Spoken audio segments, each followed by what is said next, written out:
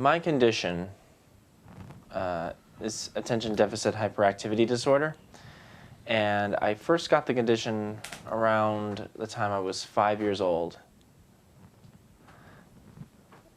And it didn't necessarily bother me so much. I did fairly well in school. I did great in preschool, kindergarten.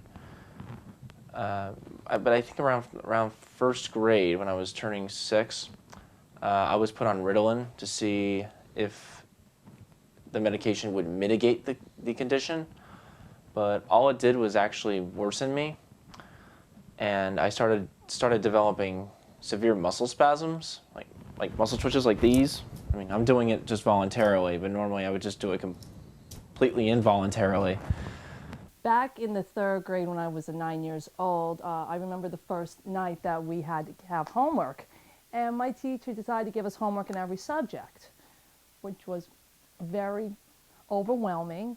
And my parents realized that I was struggling a great deal. And they didn't know what the root of the problem was, so they decided to take me to Kean University, perform some tests, and I was diagnosed with a learning difference called perceptual impairment. And what perceptual impairment is that I'm not impaired. I can talk, walk like a regular human being. It's just that I learn differently. What I like to call is backdoor learning. Like, even though I'll never be great in math or great in reading, I learn at a slower pace than most people do. Does that make me a bad person? No, it just makes me someone who learns, as I said, through the back door instead of the front door. I have a learning disability. I was in special education from kindergarten through 5th grade. And then I went on to high school. And now I'm in college, and I have a 3.7 GPA. And over time, visiting neurologists and such, my parents eventually found out that I developed a case of Tourette's syndrome because of the Ritalin. And Tourette's syndrome is basically what I just mentioned, the aforementioned involuntary muscle twitches and spasms. The majority of my problems are mostly pertain to social situations. I haven't had the best streak of friends in the world. Primarily when I started attending college. It just makes me someone who learns, as I said, through the back door instead of the front door. And when my parents realized that this problem was going on, they moved me from a private school where I had a lot of great friends to a public school where I felt very out of place. And it wasn't because of my disability, it's because people looked at me because I was different. Learning disabilities does not just affect learning in school, it also affects your social relationships. I have Asperger's syndrome, so I don't have that many friends, and the friends that I do have, I keep very dear and near to me. And I would hope that everybody is motivated to succeed with their learning disability. As my school peers were concerned, the majority of them seemed to treat me with respect. Many of them didn't quite know that I actually suffered from ADHD and Tourette's, but a fair amount of them just mocked me just because of who I was. I was a smart kid. I got pretty good grades in school, as I mentioned previously. I did have a few run-ins with some kids, but for instance, when I was a freshman in high school, and I took an outdoors gym class, this one kid, he just threw a football completely random at me. He said, "Yo, Chris, catch it." And unfortunately, the sun was blocking my eyes, so I was incapable of catching it. While it falls to my feet, he goes, "Oh, you're gay." So I get offended by the comment, and so I reply with, "Yeah, well, your mama." A few minutes later, he found out, and he didn't seem quite pleased with the statement I made. He got offended by my statement. So in retribution, he took his hand, backhanded me in the face. No lie. I didn't know how to react when I first received the slap, but all I did was just break down and cry afterwards because I just felt so humiliated and embarrassed over the incident. During the third year, my third year of being in Montclair State University, I took a Calculus 3 course with a professor by the name of Dr. Michael Jones, who supposedly was, a great teacher, all-around great guy. I took his class, and the first day, he was a total asshole. He basically told us that, it's either his way or the highway. If you don't like it, you can play Russian roulette with yourself. I could just tell from the beginning that this guy was a complete fuck. Basically what he did was he was just a complete, total brute to me. The moment he looked at me, the moment I asked him a question, he would try to brush me off. He would mock me. He would partially deride me. He wouldn't give me the time of day.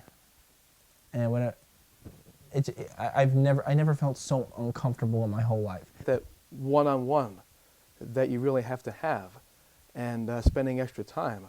So I've seen that, and as a sub, and then when I did my field work, part of the program that they have is that you go out and you do your own field work. Part of that is actually getting up and trying to teach. So I got to spend some time with people that looked like they needed some extra help, help them out, push them in the right direction, whereas maybe they weren't, really getting that. My dad got taken away. Basically, there's a good chance he may have to have an angioplasty. And he was in the hospital for, I'll say maybe a week. And it was just not a good Christmas on a whole. So basically those two wrongs did not make it right, and I ended up suffering tremendously with my grades. And I've had a lot of great role models in my life, but also too, I wasn't looked at by my peers because I had a learning disability. It wasn't so much from them. As I got older, and I'm sorry to say this, my family held me back because they only saw me as the girl who had the learning disability, the girl who couldn't do the math, who couldn't do the reading, the girl who had to ask for help. And as I got older and my independence grew, it's kind of like a rope. Someone pulls you back, you want to let go.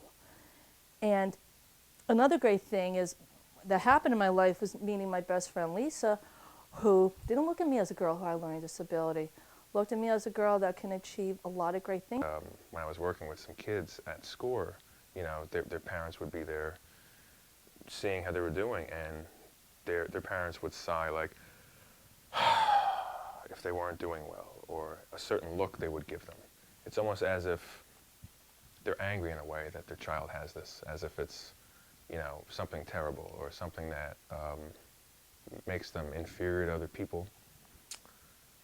And that would happen a lot, and it's hard because it's really hard to convince kids when they have a certain idea in their mind. Like if they think that they're stupid and they have low self-esteem, it's very hard to convince them otherwise. I lost this man a year ago. June 1st, 2008 was my grandfather, Joe. And this man not only raised me from the time I was born until I was 31 years old, this man never told me no. He never said, you can't do these things. You can't be a great person that you are.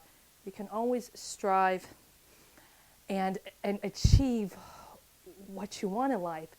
And what really sucks right now is that if he could see the person that I've turned into, my God,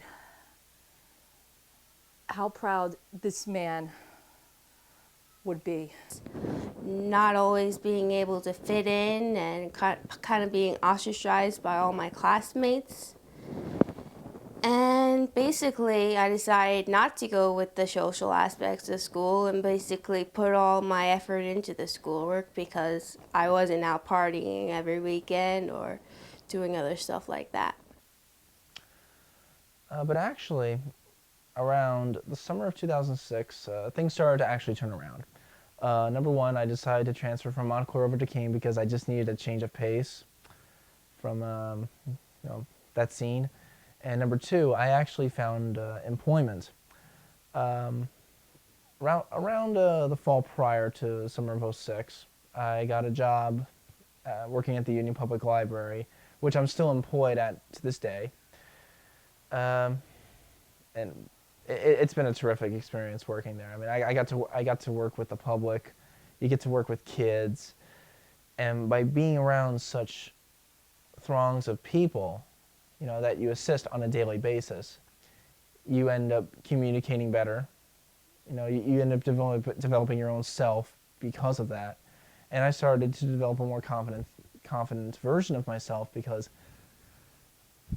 I was just, it's just, communicating with people is just like an RPG. Okay, you have to defeat so many enemies, or in this case, you have to defeat so many people before you advance in levels. I feel like I'm at maybe like a level 30, 33 right now, out of like maybe like 60, so I'm kind of halfway there. So it's been a terrific experience working there.